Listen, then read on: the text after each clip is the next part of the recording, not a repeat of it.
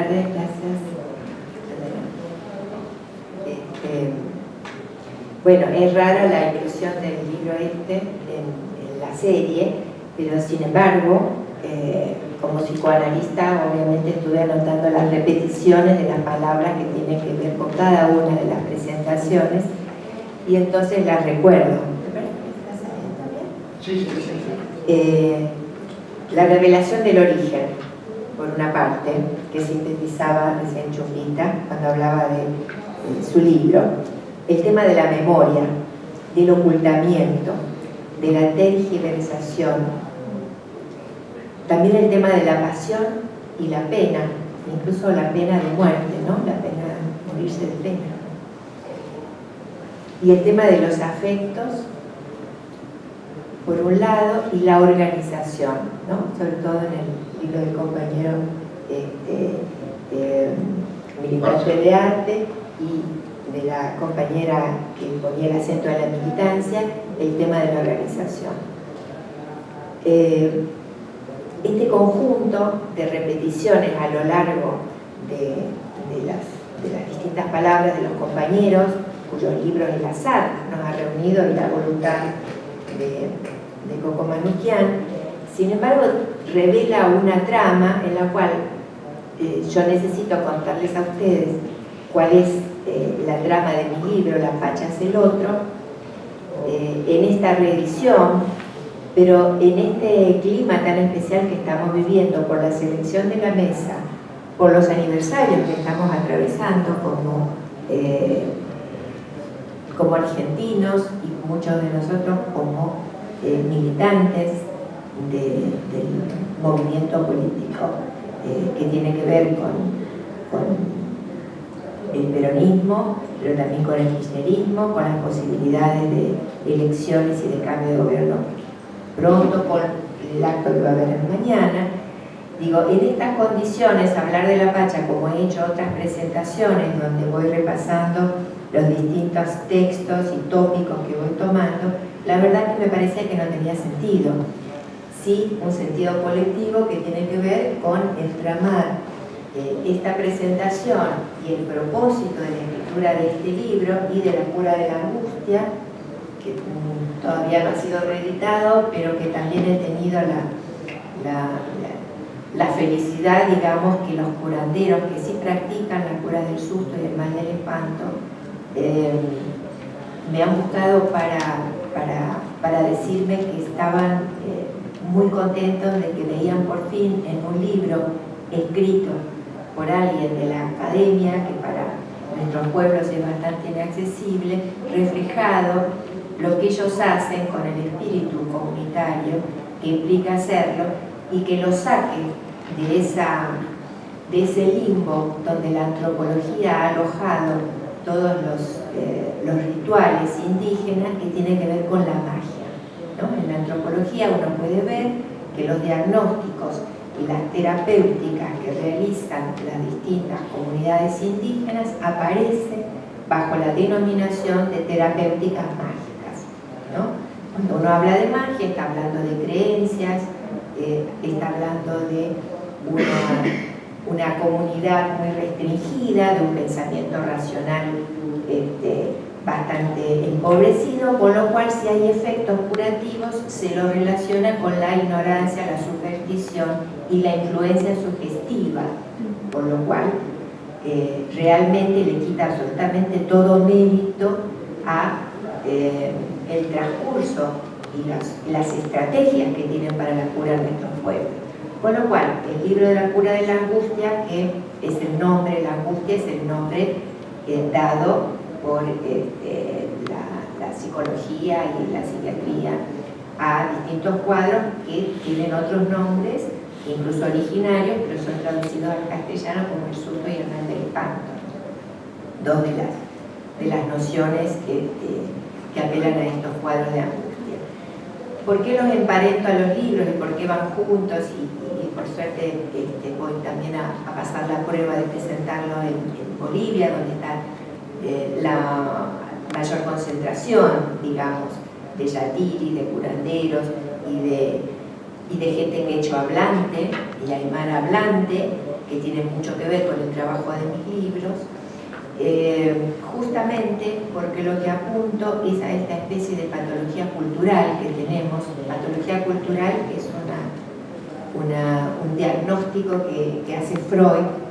Lo hacía respecto a Estados Unidos, cuando a él lo invitan a dar sus conferencias en 1915. Cuando vuelven le preguntan qué le ha parecido la cultura de Estados Unidos, y él en principio dice, bueno, yo no voy a aplicar métodos norteamericanos, sino voy a hablar mal de las culturas midiéndolas con la mía propia, pero sí me preocupa mucho la exportación de la miseria psicológica. A partir de esta intervención, después en algunos pocos lugares empieza a hablar relacionando las patologías individuales con las patologías culturales. Y finalmente, en uno de sus últimos libros, que es muy importante para los que estudiamos las culturas, se llama El malestar en la cultura, después de 1930 lo escribe. Ahí dice que en cada cultura hay momentos en que las culturas enferman y que poder descubrir las formas de estas enfermedades y poder tratarlas tiene que ver con la salud pública. Esto lo dice en 1930, nos parece como muy temprano y muy lúcido, digamos, el padre del psicoanálisis al plantear estas cuestiones. Pero fíjense que más de 100 y pico de años antes ya lo había dicho uno de los padres también, padre joven por cierto, de nuestra independencia, que fue Monteagudo, ¿sí? En Monteagudo, uno de los jóvenes entusiastas que declaró la rebeldía contra la colonización en Bolivia, justamente, fue antes de 1810, en 1809, hace una declaración conjuntamente con ese movimiento revolucionario que surgió en lo que se llamaba Alto Perú, ¿no? Bolivia. Y en sus escritos él dice justamente que padecemos una enfermedad bastante parecida a la estupidez, que es la colonización, ¿no? De la colonización también hablamos cada uno de nosotros. Y efectivamente me parece que una de las patologías madres, digamos, como diría Jauretche, la madre de todas las sociedades, tiene que ver con la colonización, con tener en nuestra subjetividad instalada la mirada del colonizador. Y es tan fuerte que, a pesar de que lo podemos reconocer e incluso identificarnos con una política descolonizadora, se nos cuela permanentemente en nuestras maneras de pensar y de sentir y de juzgar. Entonces este libro, La Pacha es el otro, lo que ha tomado es la necesidad de mostrar y demostrar cómo en nuestras prácticas permanentemente estamos filtrando la mirada del colonizador y la humillación de nuestro propio pueblo, incluso hacia nosotros mismos. En el libro son distintos textos, en donde tomo en distintas prácticas, está de alguna manera como analizadores, tomo la psicología, pero también la medicina, la historia, la publicidad, el periodismo, los conflictos actuales con territorios originarios y también la política, ¿sí? En el libro La cura de la angustia tomo específicamente el tema de salud mental y las formas en que la psicología, la psiquiatría y el psicoanálisis operan sobre las patologías que estudia y que conforma.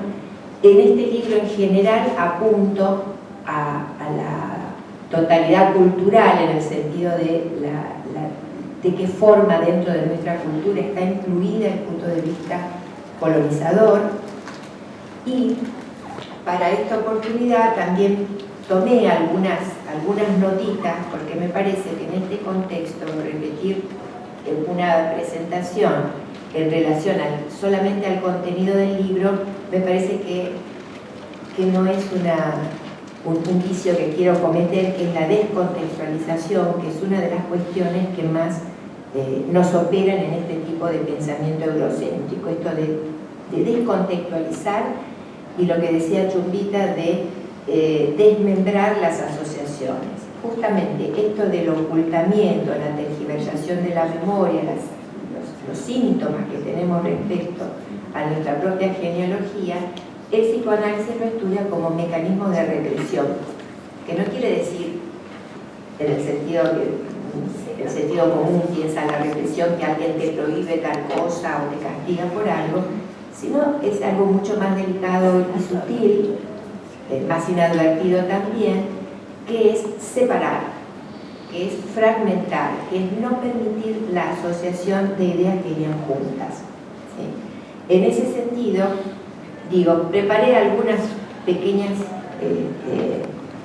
viñetas en relación al propósito del libro, que además incluyen este momento en el cual está a flor de piel el momento político y la historia del peronismo surgiéndonos por todos los ojos. Entonces le cuento que la reedición de La Pacha es una celebración por estos motivos, en el sentido de que ha tenido muchos lectores y he tenido bastante devoluciones. En los libros yo pongo el correo y la editorial también para que haya devolución de los lectores, justamente en esta idea de unir y no de separar y aislar. Es un libro incómodo para nuestra identidad imaginaria como país blanco, con ancestros europeos.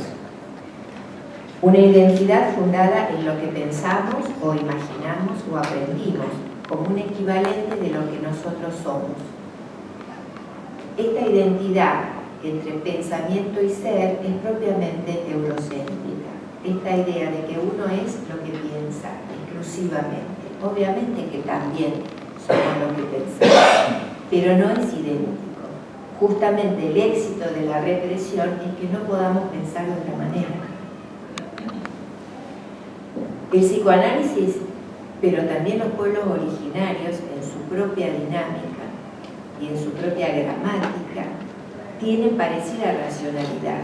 Es una racionalidad otra, por eso lo de otro, en el sentido de otra respecto a la formación y a la constitución del sujeto europeo, blanco, pero específicamente moderno, porque también en Europa hubo pueblos originarios. En todo el mundo, digamos, había comunidades de distintas conjunciones, con sus lenguas, con su manera de relacionarse, con sus prácticas, sus rituales, y hubo un momento de quiebre, que fue la modernidad, que es la que nosotros estamos viendo en los vestigios, en los cuales hubo esta operación de represión y borramiento de la memoria, no solamente de los países colonizados, sino de la memoria universal, donde todo lo otro fue tachado justamente de loco o peligroso. Pensemos en el genocidio de las mujeres, uno de los primeros genocidios a nivel europeo, ¿no? La caza de brujas no fue más que la eliminación de las mujeres, que eran hasta ese momento las portadoras de los saberes y de la salud de los pueblos. A partir de entonces se establecieron las universidades donde solamente podían ir los varones, ¿sí? Pero la sabiduría en unos tiempos donde la guerra era la manera de relacionarse, de la masculinidad, digamos, de esos tiempos, los saberes eran de las mujeres y la salud era una de las prácticas ejercidas especialmente por las mujeres. Bueno, esa eliminación de mujeres podemos relacionarla con el exterminio también de pueblos enteros, porque fueron millones, no fue una casa de brujas localizada, y abarcó varios continentes, incluso la Inquisición también estuvo acá, y no solamente en la época de la colonia. Con lo cual, digo, este esfuerzo por hacernos cargo de una raíz genealógica que también tenemos es rechazada cuando solamente podemos pensar en una genealogía biológica, ¿sí? Es muy importante la documentación del ADN como prueba científica, es muy importante recabar los datos que puede haber en documentos, pero también hay una genealogía que tiene que ver con el estar, no solamente con el ser o con el cuerpo en el sentido científico o biológico. Donde uno está también también interviene en la formación de lo que somos. Los indios dicen, bueno, no es lo mismo una semilla plantada acá en tu lugar que en otro país, que en otro continente, va a tener características distintas. Nosotros que estamos plantados acá, digamos, algunos con raíces autóctonas, pero muchos con una mezcla o decididamente hijos de inmigrantes, pues no somos lo mismo, nos atraviesan las lenguas, la mezcla de lenguas que además tenemos nosotros en esta parte del continente. Las lenguas formatean, la lengua no es solamente un instrumento de comunicación, es justamente lo que forma a lo que llamamos ser humano, que las distintas lenguas indias en su propio idioma siempre se nombran como el que habla, somos los que hablamos. Las lenguas nos constituyen como sujeto y nosotros tenemos una mezcla bastante interesante de lenguas originarias, de lenguas migrantes y de lenguas africanas. Esto se nos hace muy evidente, por ejemplo, en algunas producciones culturales artísticas, en la música, ¿no? Que de pronto y en determinados momentos históricos aparecen resurgiendo y uno se puede extrañar de que como Buenos Aires con candombe, ¿no? Con murgas, con milonga. Bueno, sin embargo, históricamente ha sido muy importante en la cultura negra, incluso en nuestros líderes, ¿no? Bueno, entonces, voy abreviando.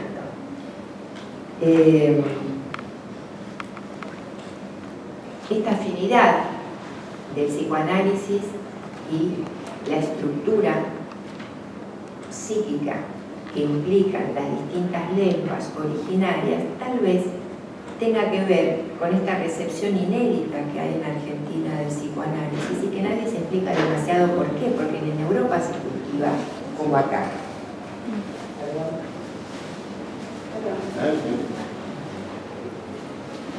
Nosotros tenemos esas dos raíces y, por ejemplo, la socióloga boliviana Rivera Cusicanqui dice, lo que pasa es que nosotros somos chiji. Chiji, una palabra aymara, quiere decir que tenemos raíces no mezcladas, pero que van juntas y que tenemos de las dos o de las tres, porque acá también el mundo negro ha dejado lo suyo. Esto da una vitalidad existencial que aún está reprimida y renegada, pero que es una de las formas de la memoria larga de nuestro continente indígena. Pero también quizás explique esta mixtura, este andar juntos de raíces genealógicas diversas, esta hegemonía defectuosa de los parámetros modernos eurocéntricos. Vieron que siempre somos los que nos sale todo mal, los que nunca damos con la talla de lo que se espera de nosotros. Lo más potente de nuestras manifestaciones políticas tiene que ver con ese defecto, con este no haber del todo rendido nuestras formas de ser, de sentir y de existir a la colonización. Y esto se nota también en las manifestaciones políticas y en la relación con nuestros líderes populares y sus ideas. Hoy, esta mesa también, que es un homenaje al justicialismo, pensemos que es un nombre bastante original, ¿no?, para un movimiento político que ha surgido en pleno siglo XX, donde está ya instalado un Estado-nación con este poder unificador que dan los modelos que se impusieron en Europa. Fueron exportados por Europa estos modelos políticos, pero fueron productos de razonamientos abstractos y distantes de las experiencias de gobierno de los pueblos. Estas experiencias de gobierno, por ejemplo, que implicaban el uso asambleario de las decisiones. Justamente en los idiomas originarios se llamaban las ulacas. Las decisiones se toman asambleariamente. Las sociedades son segmentadas, es decir, hay asociaciones, pero diría las asociaciones libres del pueblo, que van teniendo una voz a través de las conversas, que son las maneras del diálogo entre los distintos intereses de las distintas partes que componen la comunidad para poder decidir sobre los proyectos o las formas que va a tomar ese gobierno. Hay mucho del peronismo que tiene que ver con estas ideas que parecen en la política internacional muy originales y sin embargo abrevan en prácticas muy antiguas de este continente. Ahora se escucha mucho hablar del buen vivir a partir de que ha sido incluido en las constituciones nuevas de Bolivia y Ecuador, por ejemplo. El buen vivir no tiene tanto que ver con esta relación que hacen los académicos entre las ideas aristotélicas, que también tenía esta frase del buen vivir, sino justamente es la comunidad organizada. El buen vivir para los pueblos es la organización de la comunidad, no como un fin en sí mismo, sino es lo que permite el buen gobierno. En ese sentido, y ahora que estamos cumpliendo 70 años, ¿no?, de la comunidad organizada, que fue el discurso de cierre de Perón del primer Congreso de Filosofía, que fue en el 49, estamos cumpliendo esos 70 años del Congreso, del primer plan quinquenal y de la Constitución del 49, la primera Constitución no liberal que hemos tenido. En ese sentido, digo, hay mucho todavía que develar en relación a las prácticas políticas que nosotros somos capaces de llevar adelante y que no devienen de esa exportación de modelos políticos europeos y abstractos que en realidad no han rendido los frutos para los pueblos ni de allá ni de acá, porque en Europa también ha fracasado. Y en ese sentido, uno también a las investigaciones que acá fueron expuestas en relación a San Martín, que también Perón y Evita fueron hijos ilegítimos y tienen las raíces originarias, y que también esto ha sido ocultado y relativizado a pesar de que algunos de los sobrenombres, sobre todo ya que hablábamos de San Martín como Bolivia, por ejemplo, de Evita, los sobrenombres eran Cholita, igual que San Martín, el Cholo, ¿no? Negrita, la otra forma cariñosa que se llamaba. Y para ella misma, nombrarse Evita en vez de Eva también implica un sello muy particular de las lenguas nuestras, que lejos de implicar una disminución del prestigio, como cuando en castellano se trata en diminutivo a una persona, que las lenguas nuestras implican necesariamente una relación de amor. Cuando Eva dice que a ella lo que quiere es que la recuerden como Evita, lo que está dando nacimiento es, se está bautizando con el amor del pueblo.